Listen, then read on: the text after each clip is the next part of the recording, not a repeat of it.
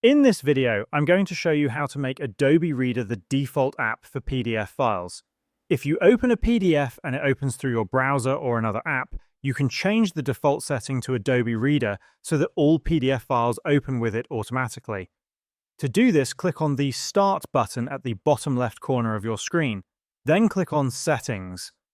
From there, select Apps to open the app settings. On the left side of the screen, click on Default Apps. Scroll down until you find the option Choose Default Apps by File Type.